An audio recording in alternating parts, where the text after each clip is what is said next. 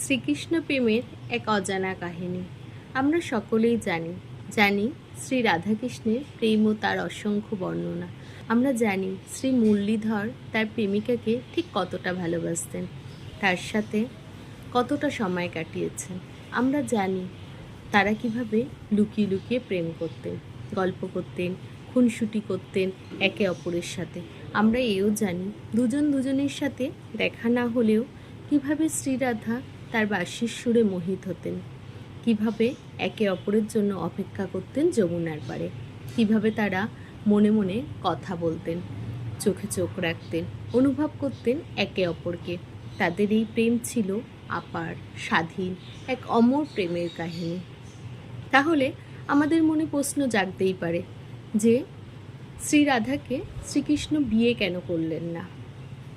আমাদের মনে আরও প্রশ্ন জাগতে পারে যে কিভাবে ভগবান শ্রী বাসুদেব তার সবচেয়ে কাছের প্রিয়াকে ভুলে গেলেন, কিভাবে চলে গেলেন তাকে ছেড়ে, কেন গেলেন সেটা আমরা সকলেই হয়তো জানি উনি তার মামা কংসের সাথে যুদ্ধ করে নিজের বাবা মা তথা সকল প্রজাকে উদ্ধার করতে গিয়েছিলেন।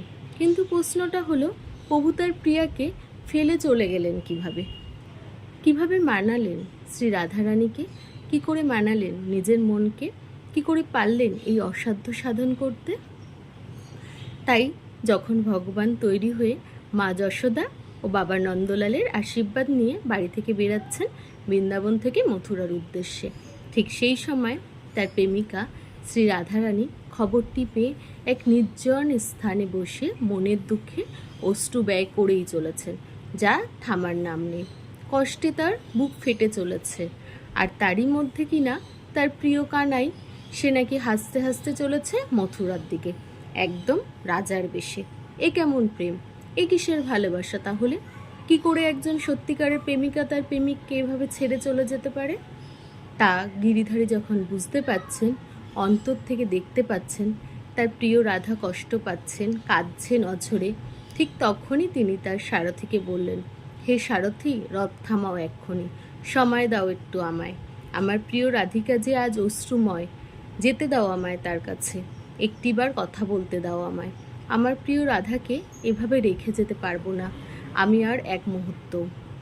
এই বলতে বলতে ভগবান শ্রীকৃষ্ণ ছুটতে গেলেন তার রাধিকার কাছে, আর দেখছেন কিভাবে তার রাসেশ্বরী কান্নায়, দুঃখে, কষ্টে ভেঙে পড়ছেন, আর মনে মনে তাকেই দুষছেন। ভগবানও অবাক দৃষ্টিতে তাকে দেখছেন। তার এই পরম আত্মীয় প্রেমিকা সুন্দরী সখা আজ একেবারেই ভেঙে পড়েছেন কৃষ্ণ বিরহে, তার এই রূপ একেবারেই অজানা। এই দৃশ্য দেখে প্রভু তৎক্ষণাৎ বললেন, হে প্রিয়, এ দেখো আমি এসেছি তোমার জন্য, কেঁদো না আর, আমি ছিলাম, আছি আর থাকবো, তোমারই আজীবন আমরণ, তুমিও তাই। জানি দুঃস্থ তুমি আমায় আজ, করছো আমায় প্রশ্ন, কিন্তু বিশ্বাস করো প্রতারক আমি নয়, বিচ্ছেদ আমি করছি না, নাই আমি ভাবতে পারি এ কথা। শুধুমাত্র আমার কর্মের উদ্দেশ্যে আমি এগিয়ে চলেছি। আমার নতুন লক্ষ্য হলো সকল প্রজার উদ্ধার, মাতা পিতার মুক্তি, পারিবারিক উত্তর দায়িত্ব, রাজধর্ম পালন। শ্রী রাধা বললেন, হে দীনবন্ধু, আজ তুমি এইসব আমায় বলছো? মনে নেই আমাদের সেই সব দিনগুলি, কত ফেলে আসা মুহূর্তগুলো?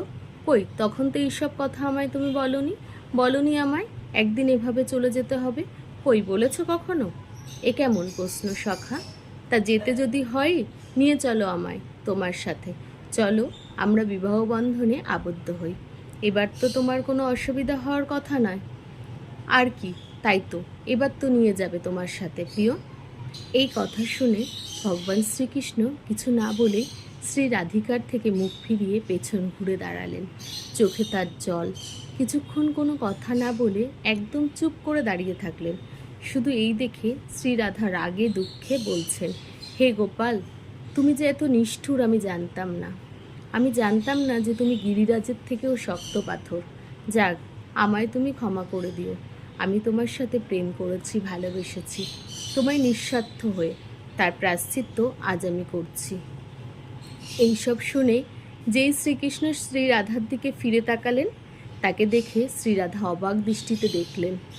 আরে এ কি, ইনি তো তিনি স্বয়ং শ্রীকৃষ্ণ শ্রী রাধিকা হয়ে গেছেন। রাধারানী বলছেন, এ কি তোমার লীলা প্রভু? ভগবান শ্রীকৃষ্ণ বলছেন, হে রাধিকে, চিন্তা করো না, বিবাহ দুটি মানুষের মধ্যে হয়, এই যে দুই মনের মিলন। কিন্তু বিশ্বাস করো, আমরা তো দুজন আলাদা নয়, আমরা এক শরীর, এক আত্মা, একই হৃদয়। তা তুমিই বলো, কি করে আমি আমার সাথে বিবাহ বন্ধনে আবদ্ধ হই? যে কৃষ্ণ সেই রাধা, আর যে রাধা সেই কৃষ্ণ, আমরা সর্বদাই এক ও অভিন্ন।